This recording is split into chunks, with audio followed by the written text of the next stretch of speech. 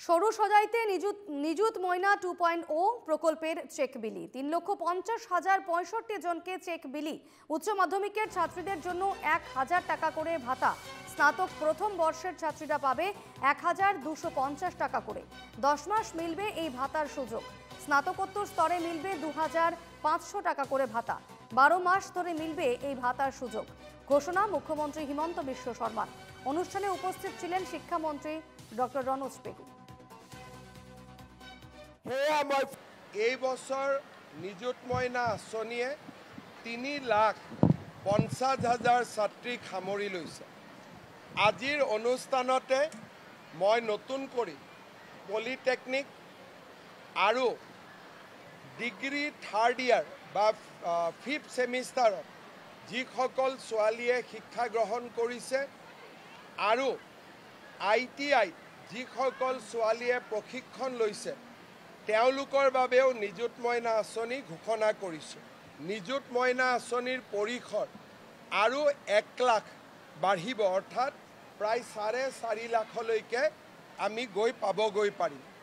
এই সুন্দৰ আঁচনিখনৰ শুভ আৰম্ভণি আজি অসমৰ প্ৰতিখন কলেজতে হৈছে, প্ৰতিটো স্থানত হৈছে। মন্ত্ৰী বিধায়কসকল উপস্থিত আছে। মই সকলোকে বিশেষকৈ শিক্ষা বিভাগৰ মন্ত্ৰী ৰনোজ পেগু ডাঙৰীয়া আৰু তেওঁৰ সতীৰ্থসকলক আজিৰ এই সুন্দৰ অনুষ্ঠানৰ বাবে অভিনন্দন জনাইছোঁ। উৎসাহিত কৰিব আজি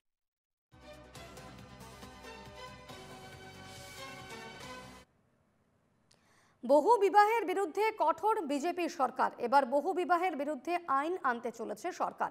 আগামী 25শে নভেম্বর বিধানসভা অধিবেশনে পেশ করা হবে নতুন বিল, এমনটাই ঘোষণা মুখ্যমন্ত্রী হিমন্ত বিশ্ব শর্মার। তিনি বলেছেন, যদি কোনো পুরুষ তার প্রথম স্ত্রী জীবিত থাকা অবস্থায় অথবা আইনিভাবে বিবাহ বিচ্ছেদ না করে দ্বিতীয় বিয়ে করেন, তাহলে তার 7 বছর বা তারও বেশি কারাদণ্ড হতে পারে।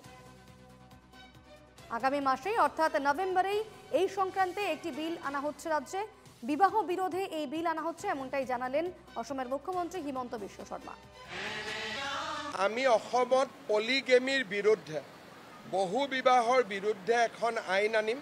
25 নৱেম্বৰত এই আইনখন সদনত উপস্থাপন হ'ব আৰু কোনোবা ব্যক্তিয়ে যদি প্ৰথমগৰাকী মহিলাক ন্যায়ালয়ৰ জৰিয়তে বিবাহ বিচ্ছেদ নকৰাকৈ যদি দ্বিতীয় বিবাহ কৰে, তেওঁৰ 7 বছৰ বা ততোধিক সময় তেওঁ কাৰাদণ্ড ভুগিব লাগিব। অনুষ্ঠান আৰম্ভ